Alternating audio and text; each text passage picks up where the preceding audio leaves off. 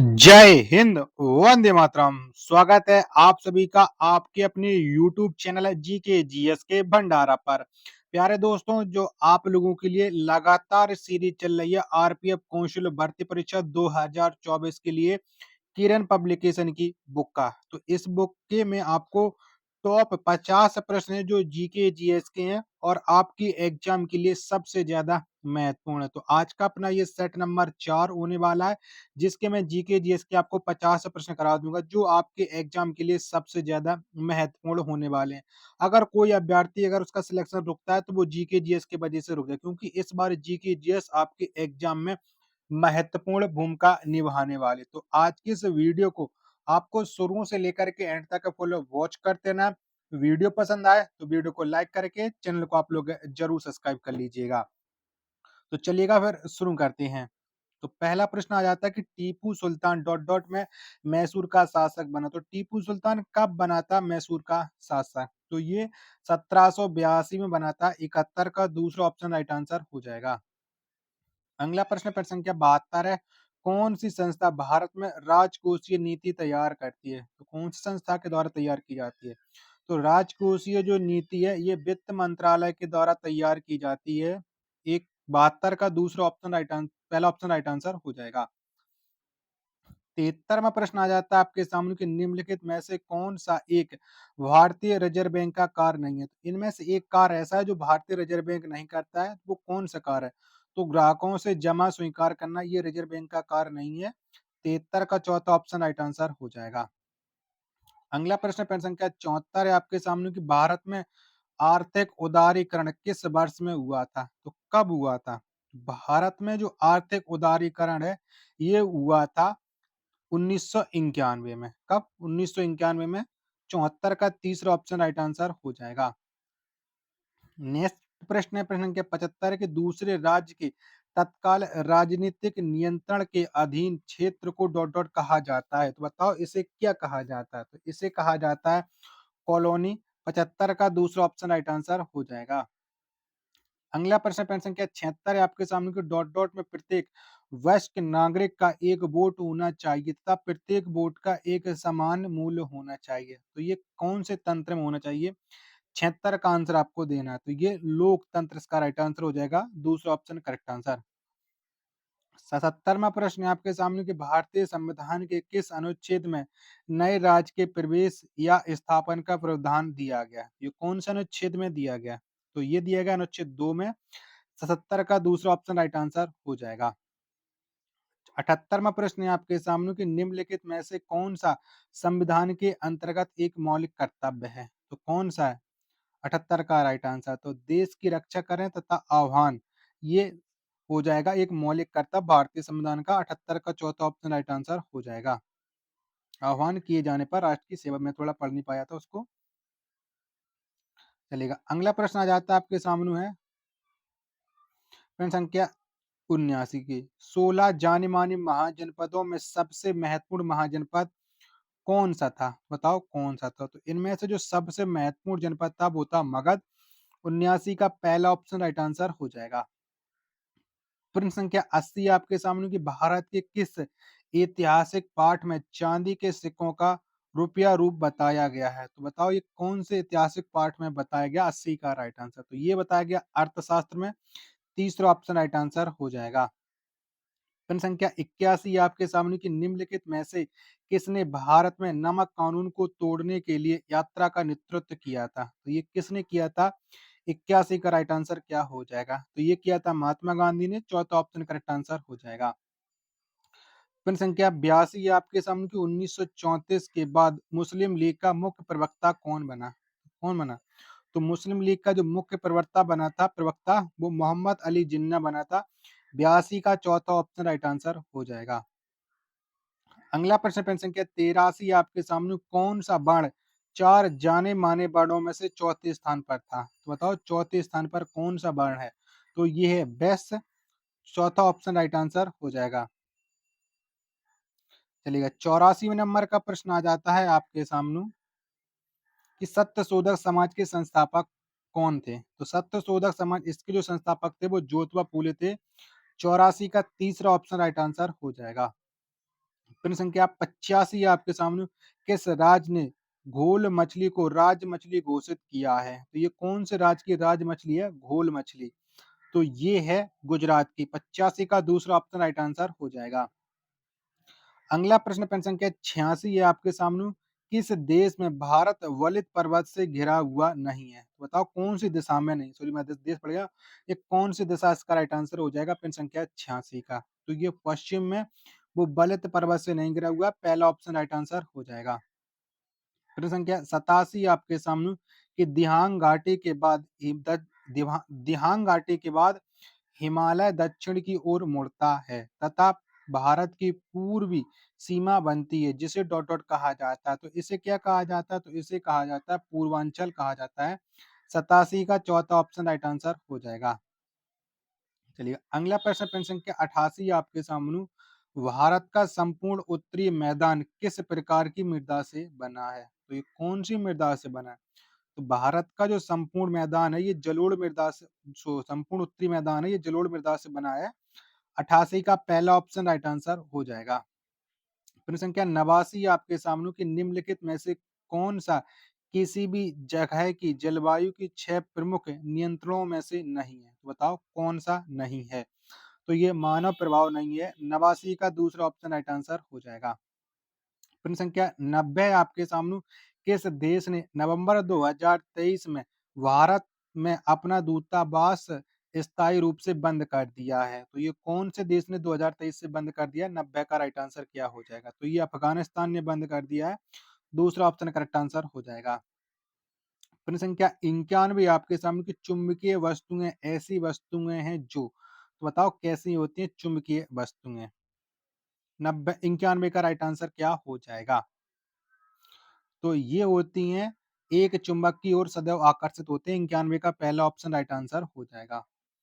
प्रश्न संख्या 92 आपके सामने, की एक समतल दर्पण द्वारा बनाई गई छवियां जिन्हें स्क्रीन पर प्राप्त नहीं किया जा सकता है, क्या कहलाती हैं? तो बताओ ये क्या कहलाती हैं? तो ये कहलाती हैं आभासी या वर्चुअल। 92 का दूसरा ऑप्शन राइट आंसर हो जाएगा। प्रश्न संख्या 93 है आपके सामने, कि निम्नलिखित में से कौन कैपिलरी एक्शन का एक उदाहरण नहीं है? तो बताओ कौन सा नहीं है? 93 का राइट आंसर क्या हो जाएगा? तो साबुन के बुलबुले का निर्माण ये नहीं है। तीसरा ऑप्शन राइट आंसर हो जाएगा। प्रश्न संख्या 94 आपके सामने, के कीटों में गैसों के आदान प्रदान के लिए वायु नली के संजाल को क्या कहते हैं? तो बताओ इसे क्या कहा जाता है? 94 का राइट आंसर क्या हो जाएगा? तो इसे श्वास नली या ट्रैकिया कहा जाता है। पहला ऑप्शन करेक्ट आंसर हो जाएगा। चलिएगा अगला प्रश्न आ जाता है प्रश्न संख्या 95 आपके सामने, की पत्तियों की सतह पर मौजूद रंध्र के माध्यम से किस प्रक्रिया द्वारा पानी का वाष्पीकरण करता है? तो कौन से प्रक्रिया के द्वारा होता है? तो ये होता है बाष्पोत्सर्जन के। 95 का दूसरा ऑप्शन राइट आंसर हो जाएगा। प्रश्न संख्या 96 है आपके सामने, निम्नलिखित में से कौन सा एक विद्युत ऋणात्मक तत्व है? तो बताओ कौन सा है? तो फ्लोरीन या एक विद्युत ऋणात्मक तत्व है। 96 का चौथा ऑप्शन राइट आंसर हो जाएगा। प्रश्न संख्या 97 आपके सामने, किस प्रकार की रासायनिक अभिक्रिया में एक अधिक प्रतिक्रियाशील धातु एक कम प्रतिक्रियाशील धातु की जगह ले सकता है? तो कौन सी रासायनिक अभिक्रिया ले सकती है? 97 का राइट आंसर, तो ये विस्थापन। पहला ऑप्शन राइट आंसर हो जाएगा। प्रश्न संख्या 98 आपके सामने, की पॉलीथीन तथा पीवीसी डॉट डॉट के कुछ उदाहरण। तो ये किसके उदाहरण है? तो पॉलीथीन तथा जो पीवीसी है ये थर्मोप्लास्टिक के उदाहरण है। 98 का दूसरा ऑप्शन राइट आंसर हो जाएगा। प्रश्न संख्या 99 आपके सामने, के रेफ्रिजरेटर वातानुकूल तथा एरोसोल स्प्रे में उपयोग किए जाने वाले कौन से रसायन वायु प्रदूषक बनते हैं? तो ये कौन से बनते हैं? 99 का राइट आंसर, तो ये क्लोरोफ्लोरोकार्बन बनती हैं। तीसरा ऑप्शन करेक्ट आंसर हो जाएगा। चलिए अगला प्रश्न है प्रश्न संख्या 100 है आपके सामने, की जैविक पद्धति में आंतरिक पर्यावरण में परिवर्तन का प्रतिरोध करने वाली प्रवृत्ति को क्या कहते हैं? बताओ इसे क्या कहा जाता है? तो इसे कहा जाता है समस्थापन। 100 का तीसरा ऑप्शन राइट आंसर हो जाएगा। प्रश्न संख्या 101 है आपके सामने, की जर्मेनियम का प्रयोग सामान्यतः डॉट डॉट में किया जाता है। तो किस में किया जाता है? तो जर्मेनियम का जो प्रयोग है ये सामान्यतः अर्धचालक में किया जाता है। 101 का तीसरा ऑप्शन राइट आंसर हो जाएगा। 102वां प्रश्न है आपके सामने कि अक्टूबर 2023 में भारत का निर्यात 6.6 से 21% तक बढ़कर कितना हो गया है? यानी 6.21% से बढ़कर के कितना हो गया है? ठीक है, तो ये हो गया है 35.57 बिलियन डॉलर, यानी 102 का तीसरा ऑप्शन राइट आंसर हो जाएगा। चलिएगा, अगला प्रश्न आ जाता है प्रश्न संख्या 103 है आपके सामने। कनाडा के ब्रिटिश कोलंबिया विश्वविद्यालय के शोधकर्ता ने फाइबर प्रचलित कंक्रीट विकसित किया है। तो ये कैसा विकसित किया है? 103 का राइट आंसर, तो ये हो जाएगा भूकंप रोधी विकसित किया है। 103 का दूसरा ऑप्शन करेक्ट आंसर हो जाएगा। फिर संख्या 104 है आपके सामने की सोफिया नामक रोबोट को नागरिकता देने वाला पहला देश कौन सा बन गया है? तो ये बन गया सऊदी अरब। 104 का पहला ऑप्शन राइट आंसर हो जाएगा। 105वां प्रश्न है आपके सामने कि निम्नलिखित में से कौन सी फसल एक अखाद्य फसल है? तो बताओ कौन सी? तो ये हो जाएगा रेशा फसल। 105 का दूसरा ऑप्शन राइट आंसर हो जाएगा। 106वां प्रश्न है कि सामान्यतः पदार्थ की अवस्था के भौतिक वर्गीकरण में डॉट डॉट अवस्था को शामिल नहीं किया जाता। तो इसे कब शामिल नहीं किया जाता? 106 का राइट आंसर, तो कोलायडल को नहीं किया जा सकता। 106 का दूसरा ऑप्शन करेक्ट आंसर हो जाएगा। 107वां प्रश्न है कि महाराष्ट्र राज्य सरकार द्वारा किस वर्ष पार्श्व गायक को लता मंगेशकर पुरस्कार 2023 से सम्मानित किया गया? तो बताओ किसे ये मिला है लता मंगेशकर पुरस्कार 2023? तो ये पुरस्कार है सुरेश वाडकर को। 107 का चौथा ऑप्शन राइट आंसर हो जाएगा। 108वां प्रश्न आ जाता है कि पृथ्वी और इसके भू लक्षणों तथा निवासियों का अध्ययन करने वाले व्यक्तियों को क्या कहते हैं? तो इन्हें कहा जाता है भूगोलवेत्ता। 108 का तीसरा ऑप्शन राइट आंसर हो जाएगा। 109वां प्रश्न आ जाता है कि लाला लाजपत राय डॉट डॉट के निवासी थे। तो लाला लाजपत राय कौन से राज्य के रहने वाले थे? तो ये पंजाब के रहने वाले थे। 109 का दूसरा ऑप्शन राइट आंसर हो जाएगा। 110वां प्रश्न है आपके सामने कि अंतरराष्ट्रीय कृष्ण भगवान अमृत संघ द्वारा स्थापित ग्रीन प्लेटिनम अवार्ड जीतने वाला ग्राम का नाम क्या है? तो इस ग्राम का नाम है गोवर्धन इको ग्राम। 110 का पहला ऑप्शन राइट आंसर हो जाएगा। 111वां प्रश्न आ जाता है किसी एक विश्व कप संस्करण में सर्वाधिक रन बनाने का रिकॉर्ड किस खिलाड़ी ने बनाया? तो ये रिकॉर्ड बनाया है विराट कोहली ने। 111 का पहला ऑप्शन राइट आंसर हो जाएगा। चलिएगा, अगला प्रश्न है प्रश्न संख्या 112 है आपके सामने की एमएस वर्ड डॉट डॉट का एक उदाहरण। तो ये एमएस वर्ड है वो किसका उदाहरण है? तो ये उदाहरण है एप्लीकेशन सॉफ्टवेयर का। 112 का दूसरा ऑप्शन राइट आंसर हो जाएगा। 113वां प्रश्न आ जाता है आपके सामने कि विज्ञान में निम्नलिखित में से कौन मिश्रण का गुणधर्म नहीं है? बताओ कौन नहीं है? 113 का राइट आंसर क्या हो जाएगा? तो इसकी संरचना निश्चित है, ये नहीं है। 113 का तीसरा ऑप्शन राइट आंसर हो जाएगा। चलिएगा, अगला प्रश्न प्रश्न संख्या 114 आपके सामने की आयुसीएन के संकटग्रस्त प्रजातियों के वर्गीकरण में डॉट डॉट प्रजातियों को सम्मिलित नहीं किया जा सकता है। तो कौन सी प्रजातियों को सम्मिलित नहीं किया जा सकता? तो इसमें हानिकारक को नहीं किया जा सकता है। 113 का सॉरी 114 का तीसरा ऑप्शन राइट आंसर हो जाएगा। 115वां प्रश्न है आपके सामने कि राज्य पुनर्गठन आयोग की स्थापना वर्ष डॉट डॉट में की गई थी। तो कब की गई थी? तो ये स्थापना 1953 में की गई थी। 115 का चौथा ऑप्शन राइट आंसर हो जाएगा। 116वां प्रश्न आ जाता है कि राज्य के नीति निर्देशक सिद्धांतों के तहत भारत के संविधान का कौन सा अनुच्छेद ग्राम पंचायतों के गठन के बारे में बात करता है? तो ये कौन सा अनुच्छेद करता है? तो ये अनुच्छेद 40 करता है। 116 का पहला ऑप्शन राइट आंसर हो जाएगा। 117वां प्रश्न है कि स्वतंत्र भारत की पहली जनगणना में आयोजित की गई थी। तो बताओ कब आयोजित की गई थी? तो ये आयोजित की गई थी 1951 में। 117 का तीसरा ऑप्शन राइट आंसर हो जाएगा।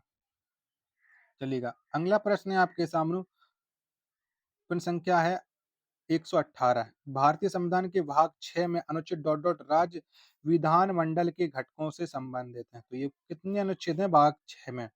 118 का राइट आंसर, तो 168 से 212 इसका राइट आंसर हो जाएगा पहला ऑप्शन।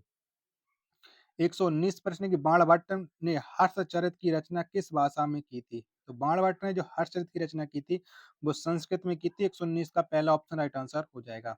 120वां और सेट का अंतिम प्रश्न है मानवता के लिए एक धर्म एक जाति और एक ईश्वर का सिद्धांत किसने दिया था? तो ये सिद्धांत दिया था श्री नारायण गुरु ने। 120 का तीसरा ऑप्शन राइट आंसर हो जाएगा। आशा करता हूँ कि आपको ये वीडियो पसंद आई होगी। तो वीडियो को आप एक बार लाइक कर देना। चैनल को अभी तक आप लोगों ने सब्सक्राइब नहीं कर रखा होगा, तो चैनल को आप लोग ज़रूर सब्सक्राइब कर लेना। मिलते हैं फिर अपनी एक और नेक्स्ट वीडियो के साथ, तब तक के लिए धन्यवाद। जय हिंद, वंदे मातरम।